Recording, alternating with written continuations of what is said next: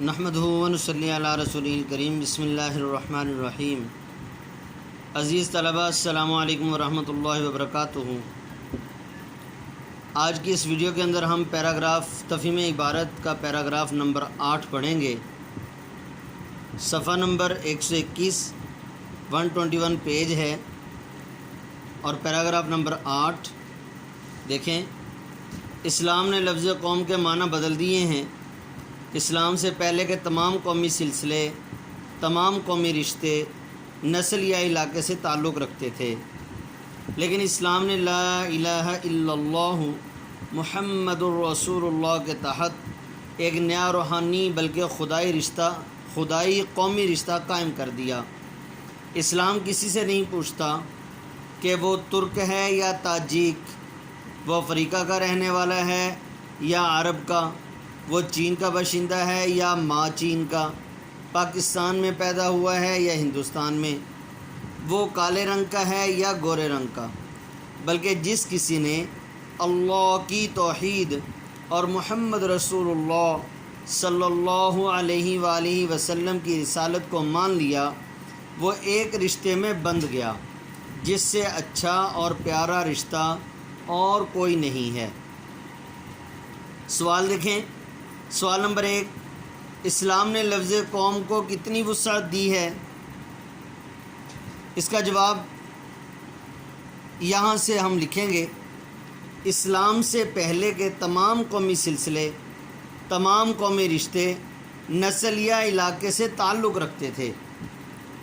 اس کے بعد لکھیں گے اسلام نے لفظ قوم کے معنی بدل کر اس میں اتنی وسعت دی ہے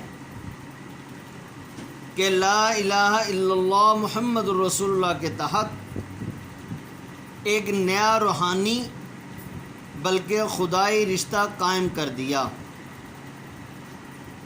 یعنی جس کسی نے اللہ کی توحید اور محمد رسول اللہ صلی اللہ علیہ وسلم کی رسالت کو مان لیا، وہ ایک رشتے میں بندھ گیا۔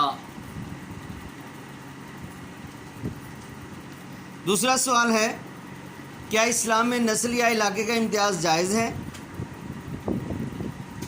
اس کا جواب اس طرح سے لکھیں گے، جی نہیں۔ عزیز طلباء، جی نہیں کے بعد کوما ضرور لگائیں گے۔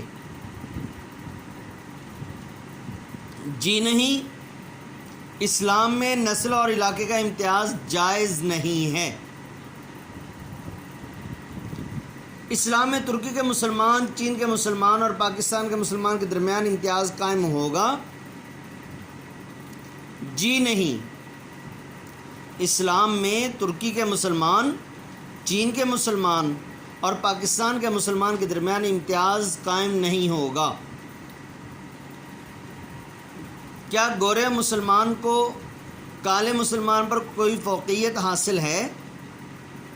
جی نہیں، گورے مسلمان کو کالے مسلمان پر کوئی فوقیت حاصل نہیں ہے۔ عزیز طلباء، یہاں پر ایک بات بتانا ضروری سمجھوں گا کہ اگر کسی طالب علم نے اگر صرف جی نہیں لکھا تو اس صورت میں اس کا جواب نامکمل تصور ہوگا۔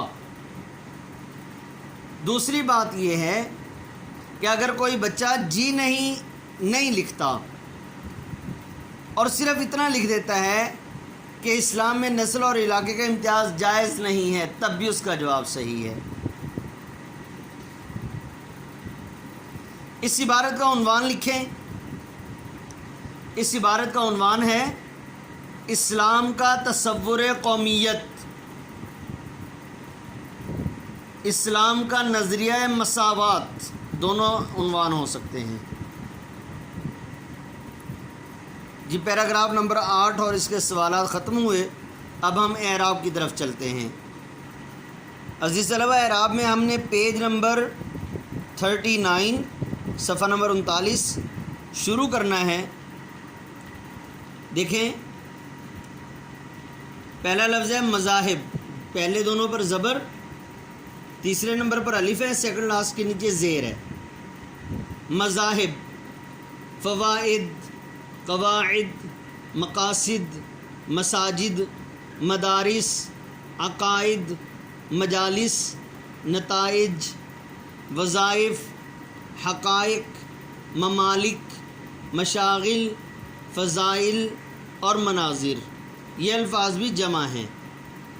دوسرا لفظ دیکھیں، جلوس، پہلے دونوں پر پیش ہوگی، جلوس، وصول، حصول، فضول، عیوب، حدود، علوم، نجوم اور رسوم، ان میں آخری 5 الفاظ جمع ہیں اور ان کے واحد ہیں عیب، حد، علم، نجم اور رسم وغیرہ۔ عالم، ہم کہتے ہیں نا وہ بہت بڑا عالم تھا، عالم نہیں تھا، عالم ہوگا، زبر اور زیر سے معنی تبدیل ہو جاتا ہے۔ عالم سیکنڈ لاسٹ کے نیچے زیر آئے گی۔ آخر، تاجر، باطن، باعث، صاحب، جاہل، جانب، بالغ، طالب، حاضر، ظالم، ساکن، بارش۔ مسلم، پہلے پر پیش، پھر جزم، پھر سیکنڈ لاسٹ کے نیچے پھر زیر۔ مفلس، مخلص، منصف، مشفق، مجرم، مشرک، مشکل، مومن، محسن۔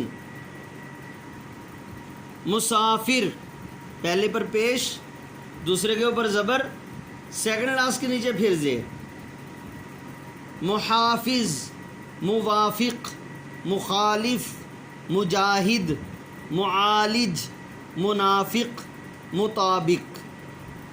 تو عزیز طلبہ، یہ 5 الفاظ ہو گئے۔ 5 الفاظ کے اعراب آپ نے پڑھنے ہیں، یاد کرنے ہیں، اور یہ مثالیں دی ہوئی ہیں، اور یہ الفاظ ان کو اس طرح سے مثالوں کی طرح پڑھنا ہے، تو یہ آپ نے اچھی طرح سے یاد کر لینے ہیں۔ باقی انشاءاللہ اگلی ویڈیو کے اندر۔ السلام علیکم ورحمۃ اللہ وبرکاتہ۔